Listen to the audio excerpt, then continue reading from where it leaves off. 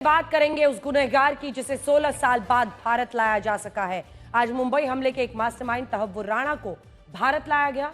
तहव्वुर राणा वही शख्स है जिसकी तस्वीर आप इस वक्त देख रहे हैं, जिसने मुंबई हमले का पूरा प्लान तैयार किया था। तहव्वुर राणा को भारत लाने की एक लंबी प्रक्रिया के खत्म होने के बाद अब उसको सजा दिलवाने की प्रक्रिया शुरू हो गई है। तहव्वुर राणा को लेकर एक स्पेशल फ्लाइट शाम 6:15 बजे पालम एयरपोर्ट पर उतरा। सबसे पहले एनआईए की टीम ने उसे 26/11 मुंबई हमले के आरोप में गिरफ्तार किया। उसके बाद एयरपोर्ट पर ही उसका मेडिकल टेस्ट हुआ। उसे सीधे कोर्ट ले जाया गया है, जहां वरिष्ठ वकील दयान कृष्णन एनआईए का पक्ष रखेंगे और पूछताछ के लिए कस्टडी की अपील करेंगे। कृष्णन वही वकील हैं जिन्होंने पूरा मामला भारत सरकार की तरफ से अमेरिका की अदालतों में लड़ा। लगातार वो दलीलें देते रहे कि इसका प्रत्यर्पण होना चाहिए, ये दोषी है, ये साजिश करता है, ये मास्टरमाइंड है 26/11 का तहव्वुर राणा। 26 नवंबर 2008 को मुंबई पर हुए आतंकी हमले को कोई नहीं भूला है। आज भी मन सिहर जाता है। उस वक्त समंदर सिहर गया था। इस हमले में शामिल कई आतंकियों को उनके किए की सजा मिल चुकी है, लेकिन इसके मास्टरमाइंड बचे हुए थे और अब पारी उनकी आई है। करीब 16 वर्षों से जिस तहव्वुर राणा को भारत लाने के प्रयास हो रहे थे, क्या अब उसे फांसी दी जा सकेगी? इस सवाल का जवाब हर भारतीय जानना चाहता है। आज हम आपको एक बात बता सकते हैं कि तहव्वुर राणा का बचना बहुत मुश्किल है। उसके खिलाफ एनआईए एक ऐसा मजबूत केस तैयार कर रही है जिससे जल्दी से जल्दी उसे सजा दिलाई जा सके। सूत्रों के मुताबिक एनआईए हेडक्वार्टर में तहव्वुर राणा से पूछताछ करने के लिए एक खास कमरा बनाया गया है, जिसमें केवल 12 लोगों को जाने की अनुमति मिलेगी। अब देखिए, इन 12 लोगों में एनआईए से जुड़े बड़े अधिकारी होंगे, कुछ अन्य सुरक्षा अधिकारी शामिल किए जाएंगे। जिस किसी को भी अब तहव्वुर राणा से बात करनी होगी, उसे पहले एनआईए के अधिकारियों से अनुमति लेनी होगी। एनआईए तहव्वुर राणा को 26/11 मुंबई हमले से जुड़ी कुछ खास तस्वीरें, वीडियो, ईमेल और कुछ वॉइस रिकॉर्डिंग सुनाएगी और फिर उनसे जुड़े सवाल दागेगी। एनआईए की कोशिश है कि वो हेडली के साथ तहव्वुर के कनेक्शन को साबित करते हुए तहव्वुर से जानकारियां निकाल सके। एनआईए के पास तहव्वुर और हेडली के बीच हुई फोन कॉल से जुड़े कुछ डेटा मौजूद है और इसके आधार पर भी तहव्वुर राणा से पूछताछ होगी, जानकारी निकाली जाएगी। कसाब को लेकर देश के लोगों में जो गुस्सा था, वही नाराजगी, वही गुस्सा तहव्वुर राणा को लेकर है। ज्यादातर लोग ये चाहते हैं कि तहव्वुर राणा को लेकर जल्दी से जल्दी और कड़ी से कड़ी सजा मिले। लोग ये भी चाहते हैं कि तहव्वुर राणा को फांसी की सजा मिले। लेकिन क्या आपको मालूम है कि तहव्वुर राणा जब तक भारत में रहेगा, तब तक भारत को उसका ख्याल किसी विदेशी मेहमान की तरह रखना होगा, क्योंकि उसके प्रत्यर्पण से जुड़े कुछ सख्त नियम तय किए गए हैं। हम आपको बताते हैं, भारत और अमेरिका के बीच साल 1997 में हुई प्रत्यर्पण संधि के मुताबिक भारत को 5 नियम मानना जरूरी है। क्या क्या है वो नियम? पहला ये कि तहव्वुर राणा पर 26/11 मुंबई हमले के अलावा किसी अन्य केस में सजा नहीं सुनाई जाएगी, यानी उस पर अन्य आतंकी हमलों के केस नहीं दर्ज होंगे। अगला सुनिए, दूसरा नियम यह है कि भारत तहव्वुर राणा को किसी अन्य देश को प्रत्यर्पित नहीं कर सकता है, यानी भारत तहव्वुर राणा को किसी अन्य देश में भेज नहीं सकता। फिर चाहे कोई देश प्रत्यर्पण का कितना ही दबाव क्यों ना बनाए, भारत उसे भारत में ही रखेगा। तीसरा नियम यह है कि तहव्वुर राणा की सुनवाई में पारदर्शिता, एक ट्रांसपेरेंसी रखी जाएगी, यानी तहव्वुर राणा को भी अपने पक्ष में सफाई देने का पूरा मौका मिलेगा। सजा मिलने पर वो भारत की ऊपरी अदालतों में भी अपील कर सकता है। इसका मतलब यह है कि तहव्वुर राणा को भारत लाए जाने में जितना समय लगा है, मुमकिन है उसको सजा देने में वक्त लगे। चौथा नियम यह है कि तहव्वुर राणा के प्रत्यर्पण के बाद से उसकी सारी जिम्मेदारी भारत सरकार की होगी। उसके आने जाने, कपड़े, खाने पीने, रहने, सब इंतजाम भारत सरकार को करना होगा और उसे यह भी सुनिश्चित करना होगा कि तहव्वुर राणा पूरी तरह से स्वस्थ रहे। 5वां नियम यह है कि भारत को अपने प्रत्यर्पण एक्ट 1962 का पालन करना होगा, जिसके तहत प्रत्यर्पण के लिए लाए गए अपराधी को काउंसलर एक्सेस देना होगा। जरूरत होने पर उसके परिवार की उससे बात करानी होगी। प्रत्यर्पण के सभी नियमों का पालन करते हुए तहव्वुर राणा के खिलाफ सुनवाई होगी और इसमें एक बड़ा सवाल यह है कि क्या तहव्वुर को फांसी की सजा सुनाई जाएगी। तो आइए आपको बताते हैं। आपको याद होगा कि अबू सलेम को पुर्तगाल से प्रत्यर्पण के जरिए भारत लाया गया था और प्रत्यर्पण संधि के तहत यह तय हुआ था कि उसे यहां पर मौत की सजा नहीं मिलेगी। हालांकि इस मामले में उसे उम्र कैद की सजा दी गई, वो जेल में बंद है। अबू सलेम के मामले में उसकी गिरफ्तारी पुर्तगाल से हुई थी और पुर्तगाल में मौत की सजा का प्रावधान है नहीं, इसीलिए उसको फांसी की सजा नहीं दी जाएगी गई उस वक्त। अब सवाल यह है कि तहव्वुर राणा के साथ क्या होगा। तो इसके लिए हमें भारत और अमेरिका के बीच हुई प्रत्यर्पण संधि को समझना होगा। भारत और अमेरिका के बीच जो प्रत्यर्पण संधि है उसके अनुच्छेद 8 की धारा 1 कहती है कि जिस अपराध में प्रत्यर्पण की मांग की गई है, अगर प्रत्यर्पण मांगने वाले देश में उस अपराध के तहत मौत की सजा का प्रावधान है और प्रत्यर्पित करने वाले देश में मौत की सजा का प्रावधान नहीं है, तो प्रत्यर्पण मांगने वाला देश दोषी को मौत की सजा नहीं दे सकता। पुर्तगाल में मौत की सजा का प्रावधान नहीं था, इसीलिए उनके साथ जो प्रत्यर्पण संधि है उसके तहत सलेम को फांसी नहीं दी गई। लेकिन आइए अब तहव्वुर राणा पर। यह तहव्वुर राणा की बदकिस्मती है कि भारत और अमेरिका दोनों ही देशों में मौत की सजा का प्रावधान है, यानी दोनों ही देश अपराधियों को मौत की सजा देते हैं और नियमों के मुताबिक भारत भी तहव्वुर राणा को फांसी की सजा सुना सकता है, क्योंकि तहव्वुर को अमेरिका से प्रत्यर्पित किया गया है। तहव्वुर राणा को फांसी देने में एक पेंच यह भी है कि वो कनाडा का नागरिक है और कनाडा में मौत की सजा का प्रावधान नहीं है। ऐसा देखा गया है कि जब किसी देश में कनाडा के नागरिकों को फांसी की सजा सुनाई जाती है तो कनाडा उसके खिलाफ एक अपील जरूर करता है और मुमकिन है जिस तरह के आजकल तेवर कनाडा के देखे जा रहे हैं कि वो तहव्वुर राणा के केस में भी अपील कर सकता है। ऐसे तहव्वुर राणा पर 26/11 मुंबई हमले की साजिश रचने का आरोप है, जो भारत के खिलाफ युद्ध छेड़ने का मामला है। इस मामले में उम्र कैद और फांसी की सजा का प्रावधान है। इसीलिए जिन लोगों ने मुंबई हमले को अपनी आंखों से देखा था, वो उसके साजिशकर्ता को कसाब की तरह फांसी पर चढ़ते देखना चाहते हैं, उसी ठिकाने पर पहुंचाना चाहते हैं। टेररिस्ट लोग हैं, उनको कड़ी से कड़ी फांसी की सजा होनी चाहिए। आम पब्लिक के सामने उनको फांसी देना चाहिए और ऐसी दर्दनाक फांसी देनी चाहिए कि उसका एक मैसेज पास होना चाहिए। पाकिस्तान में पैदा होने वाले टेररिस्ट, उनके पास एक मैसेज जाना चाहिए कि अगर भारत के ऊपर अपन हमला करते हैं तो अपना क्या हाल होता है। ये आने वाले दिन में वो कानून में बदलाव होना चाहिए, क्योंकि ऐसे अगर किधर एक बंद कोठरी में फांसी दी जाएगी तो उसका एक मैसेज अच्छी तरह से नहीं जाता है। और अगर ऐसे खुले पब्लिक में, खुले मैदान में, पब्लिक के सामने उनका शरीर का एक एक अवयव काट के उसके ऊपर नमक का मारा करके ऐसे दर्दनाक मौत अगर दी जाएगी, फांसी दी जाएगी, तो आने वाले समय में टेररिस्ट लोगों को एक अच्छा मैसेज जाएगा कि भारत के ऊपर हमला करने के बाद अपना हल क्या होता है। तो राणा एक ऐसा शख्स है जिसने सारी जानकारी लश्कर तैयबा को थे, उसके बाद ही अटैक्स हुए थे। अब उसको भारत लाया गया। आपका पहला प्रतिक्रिया क्या है? पहला तो मैडम उनको जल्द से जल्द सजा होना चाहिए, क्योंकि बहुत लोगों का जान चले गया ये हमले में।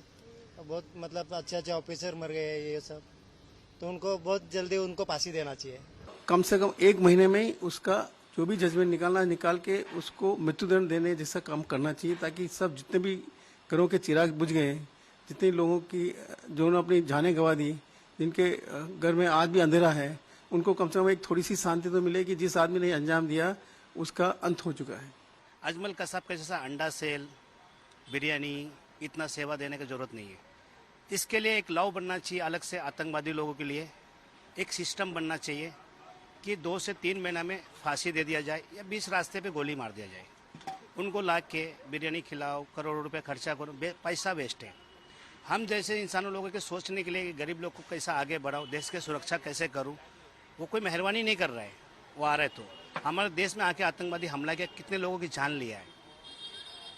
मैं दुबई, सऊदी वगैरह में सुनता हूँ चोरी किया तो हाथ काट दिया, ये कुछ किया तो। यहाँ भी आतंकवादी के लिए एक सिस्टम बनना चाहिए, फास्ट ट्रैक पे चलना चाहिए।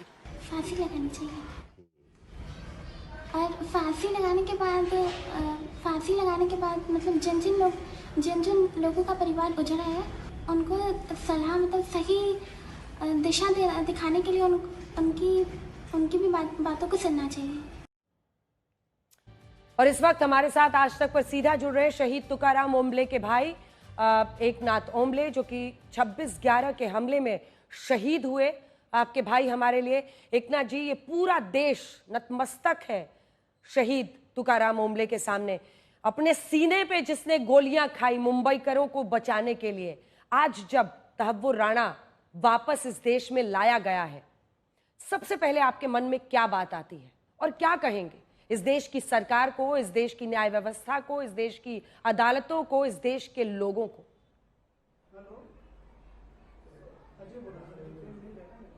देखो, बहुत बड़ी उपलब्धि है और बहुत बड़ी खुशी की बात है। आज तहव्वुर राणा को अमेरिका से भारत लाया गया है। और जैसे ही आपको मालूम है कि 26/11 का जो भयाड़ हल्ला मुंबई नगरी के ऊपर जो हुआ था, उसमें बहुत सारे अपने निरपराध लोग मारे गए थे।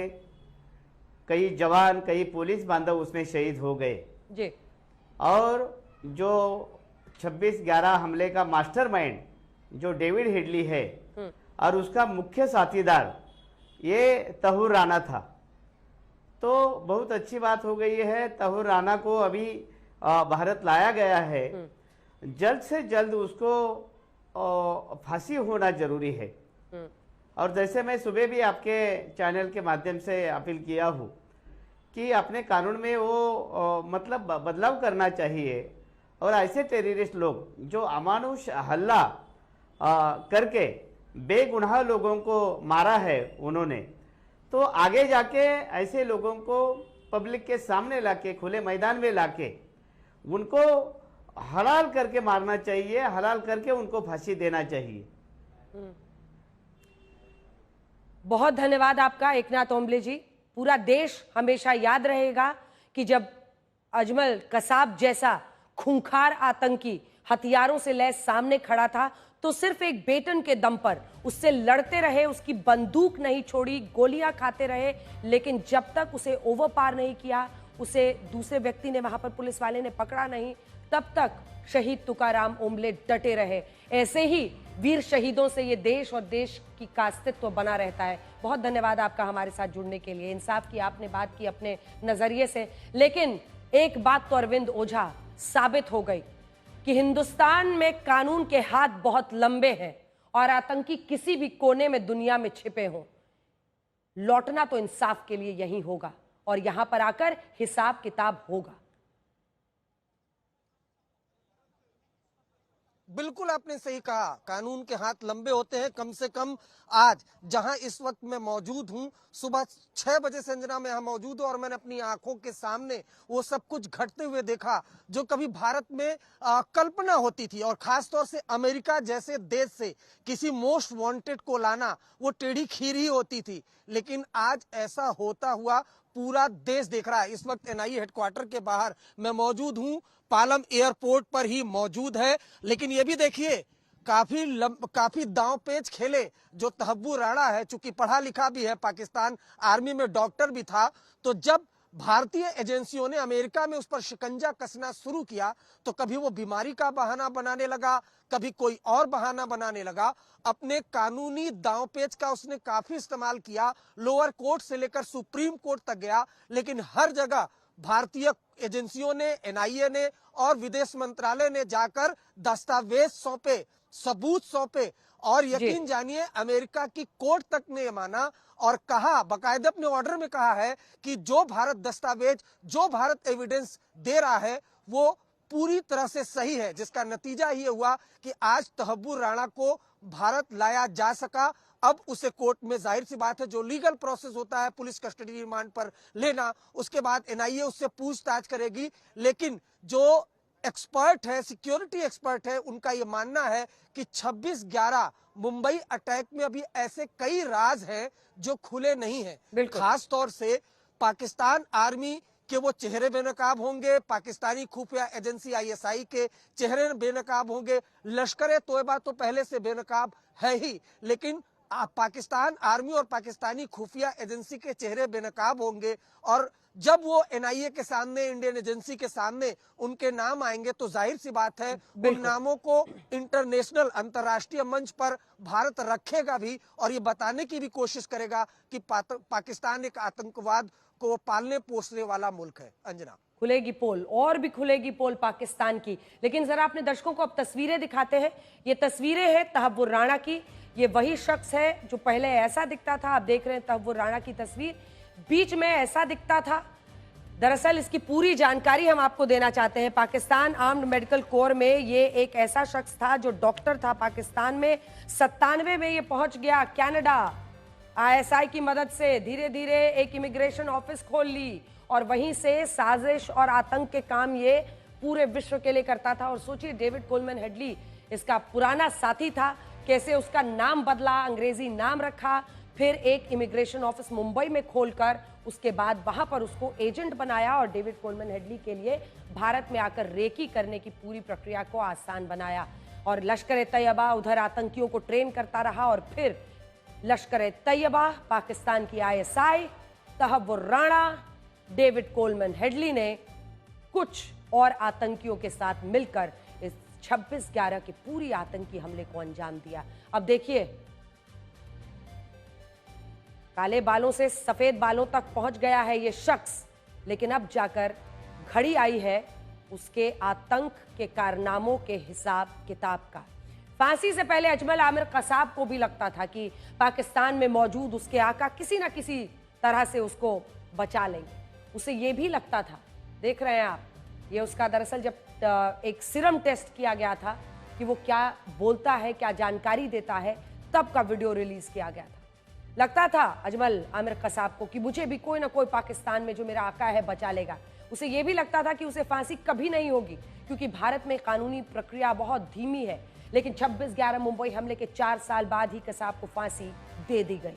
तहव्वुर राणा को भी यह बात पता है कि भारतीय कानून उसे कड़ी सजा जरूर देगा। साल 2020 में जब भारत ने तहव्वुर राणा के प्रत्यर्पण की नई कोशिशें शुरू की तो तहव्वुर के बुरे दिन शुरू हो गए। अमेरिकी एजेंसियों ने भारत की दलीलों को देखते हुए सबसे पहले तहव्वुर को गिरफ्तार किया, फिर उसके प्रत्यर्पण की कानूनी प्रक्रिया शुरू हो गई और उसके बाद देखिए आज नतीजा क्या निकला है। तहव्वुर को अपनी गिरफ्तारी के समय ही पता चल गया था कि इस बार भारतीय एजेंसियां पूरी तैयारी के साथ आई हैं, इसीलिए उसने अमेरिका की कई अदालतों में इस गिरफ्तारी और प्रत्यर्पण को चुनौती दी, लेकिन तहव्वुर की किसी भी दलील को सही नहीं माना गया। सबसे पहले मई 2023 में मजिस्ट्रेट जज ने उसकी दलीलें खारिज की। उसके बाद अगस्त 2023 में डिस्ट्रिक्ट कोर्ट ने उसकी दलीलों को नकार दिया। फिर अगस्त 2024 को यूएस फेडरल कोर्ट और फिर आखिर में इसी साल 21 जनवरी को अमेरिका की सुप्रीम कोर्ट ने भी तहव्वुर राणा की सारी दलीलों को गलत बताकर उसके प्रत्यर्पण पर मुहर लगा दी। हालांकि तहव्वुर राणा फिर भी माना नहीं। उसने सुप्रीम कोर्ट में दोबारा अपील की, जिसे 3 दिन पहले कोर्ट ने खारिज किया है। तहव्वुर राणा ने प्रत्यर्पण रोकने के लिए क्या कुछ नहीं कहा। उसने खुद को पार्किंसंस डिजीज बीमारी होने का बहाना बनाया। उसने भारतीय जेलों की खराब स्थिति का बहाना बनाया। यहां तक कहा कि भारतीय जेलों में उसकी हत्या हो सकती है क्योंकि यहां मुसलमानों को खतरा है। लेकिन कोर्ट ने उसकी किसी भी दलील को सही नहीं माना। तहव्वुर राणा को भारत लाया जाना आसान नहीं था, लेकिन वर्ष 2023 में भारत और अमेरिका के बीच एक ऐसा समझौता हुआ जिसने उसके प्रत्यर्पण का रास्ता आसान बना दिया था। इस समझौते के तहत भारत और अमेरिका एक दूसरे की जमीन पर सक्रिय आतंकियों, अपराधियों से जुड़ी जानकारियां साझा कर रहे थे। इसके तहत तहव्वुर राणा से जुड़ी जानकारी भी दोनों देशों ने एक दूसरे को दी थी। इन्हीं जानकारियों के आधार पर अमेरिकी एजेंसियों ने तहव्वुर राणा के प्रत्यर्पण में भारत की मदद की। अमेरिकी एजेंसियों ने तहव्वुर राणा से जुड़े कई ऐसे दस्तावेज मुहैया करवाए जिसे भारतीय एजेंसियों ने अमेरिकी अदालतों में पेश किया। इससे भारत का पक्ष मजबूत होता गया। इसी की बदौलत मुंबई आतंकी हमले का मोस्ट वांटेड भारत लाया गया है।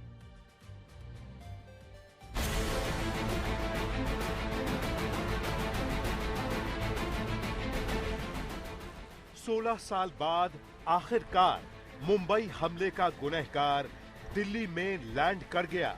तहव्वुर राणा को लेकर आ रहा विमान दिल्ली के पालम एयरपोर्ट पर पहुंचा, जहां से उसे एनआईए ने अपनी कस्टडी में ले लिया। एनआईए कोर्ट में पेशी के बाद तहव्वुर राणा को एनआईए हिरासत में भेज दिया गया। बेहद चालाक है, भारत के शिकंजे में ना आ सके, भारतीय एजेंसियों के शिकंजे में ना आ सके, इसके लिए इसने कई कानूनी दांव पेच का इस्तेमाल किया। कभी अपनी बीमारी का बहाना बनाया, लेकिन जो भारतीय एजेंसियां थी, एनआईए थी, वो लगातार एक के बाद एक एविडेंस रखती चली गई। लोअर कोर्ट से लेकर सुप्रीम कोर्ट तक जो अमेरिका की है, वहां तक एविडेंस रखे गए और हर जगह तहव्वुर राणा को मुंह की खानी पड़ी। हर जगह, हर कोर्ट में अमेरिका के हर जो भी लीगल प्रोसेस होते हैं, वहां पर तहव्वुर राणा को मुंह की खानी पड़ी, और जबकि भारतीय एजेंसियों की जीत हुई। तहव्वुर राणा के प्रत्यर्पण की कहानी कई रहस्यों से भरी है। पाकिस्तान में जन्मे कनाडा के नागरिक राणा को बिजनेस जेट से भारत लाया गया। मोस्ट वांटेड आतंकी है और जिसके सीने में कई राज दफन है। और मेरा ये मानना है, और मैंने कई सिक्योरिटी एक्सपर्ट से बात की है, उनका ये मानना है कि 26/11 हमले के राज अभी पूरी तरह से बाहर नहीं आए हैं। इस हमले में जो लोग किरदार भी थे, 10 आतंकी तो मारे गए, लेकिन बाकी जो किरदार थे उनको उतनी ही जानकारी दी गई थी जितनी लश्कर ए तोयबा के आतंकियों ने, पाकिस्तानी खुफिया एजेंसी ने बताया था। लेकिन तहव्वुर राणा वो किरदार है जो कभी पाकिस्तान आर्मी में था और एक तरीके से कहें तो डबल फेस बनाकर वो कनाडा में था, लेकिन काम वो आतंकवादी गतिविधियों का ही कर रहा था। यहाँ अमेरिकी अदालत से तहव्वुर राणा के प्रत्यर्पण की मंजूरी मिलने के बाद भारत के लिए ये ऑपरेशन कूटनीतिक और सुरक्षा दृष्टि से बेहद संवेदनशील था। इसे सुरक्षित और गोपनीय रखने के लिए सरकार ने पूरे इंतजाम किए। पीयूष सचदेवा तहव्वुर राणा को डिफेंड करने के लिए हैं। तहव्वुर राणा उनके जरिए अपनी बात अदालत तक पहुंचा सकता है। तो ये एक कायदा है और एक ये प्रोसेस है जिसमें किसी भी व्यक्ति को, चाहे वो कितना भी घनघोर अपराधी क्यों ना हो, उसे अपने बचाव का मौका दिया जाता है। अपनी दलील, अपनी बातें, अपनी फैक्ट्स रखने की छूट दी जाती है। और न्याय तभी हो जब न्याय दोनों तरफ से हो, यानी बचाव पक्ष भी अपना, उसको पूरा मौका दिया जाएगा अपने वकील के जरिए अपनी बात रखने का। तहव्वुर राणा का भारत आना भारत की बहुत बड़ी कूटनीतिक जीत है, लेकिन सबसे बड़ा सवाल ये है कि क्या भारत का कानून तहव्वुर राणा को फांसी की सजा दे पाएगा? आज तक ब्यूरो।